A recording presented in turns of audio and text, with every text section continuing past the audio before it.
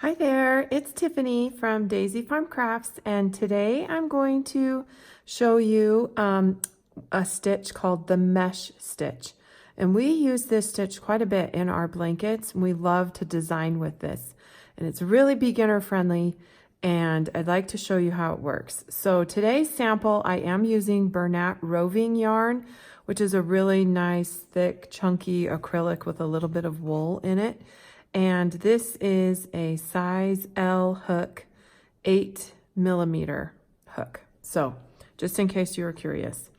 Okay, the first thing that you do with the mesh stitch is you want to chain any number that is an even number. So for today, I think I will just put, 12 chains on my hook, and that probably will show you enough. So here's 6, 8, 9, 10, 11, 12. Okay. So we've got 12 chains on the hook. All you're going to do is work into the very first stitch, second chain from the hook with a single crochet. So we want to count not this one that's around the hook, this one, and then this one.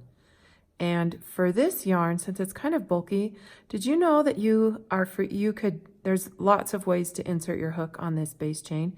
You can go underneath this top loop. You can actually turn the chain over and go in that back bump. Or what I'm going to do today is that I'm going to kind of work my way underneath the top 2 loops. And I'm going to do my base chain that way. I like that with this mesh stitch so that the bottom isn't so saggy. So I just worked 1 single crochet, then I chain 1, then I skip 1, and I'm going to go work into the next single crochet. And maybe I can show you better what I mean by, it's almost like just working above the bottom loop, maybe would be a better way to describe it, so you can see what I'm doing. And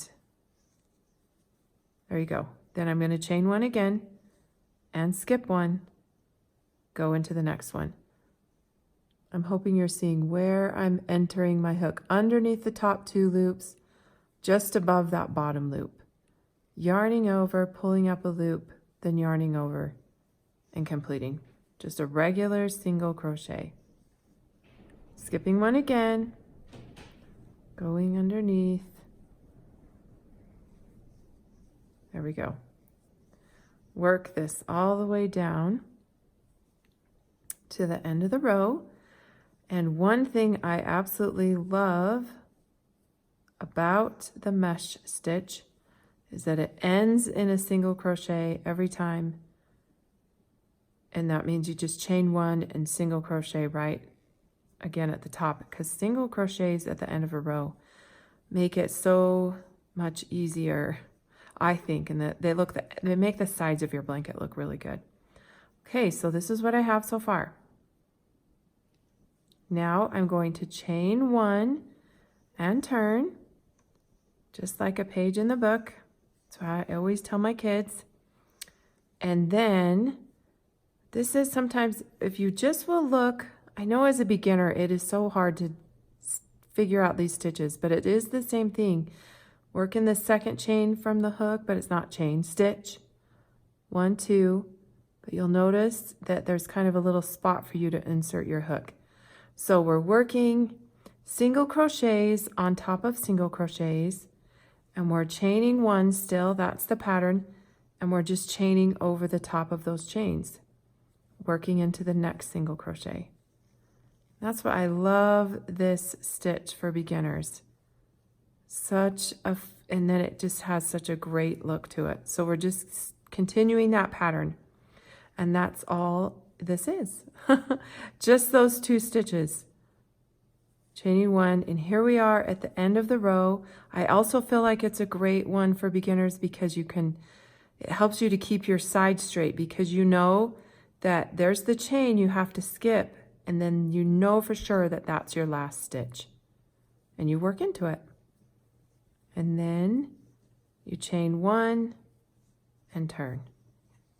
and you're on your way. And it kind of, I'm going to show you the sample again, really gives you these nice little squares. And we have blankets called the bobble and mesh stitch. I have done a complete mesh stitch blanket, which one of the first ones that I learned how to do. So anyway, that's all for today's tutorial. Mesh stitch. I think you're going to really love it if you haven't seen it before or haven't worked with it. Okay, thank you all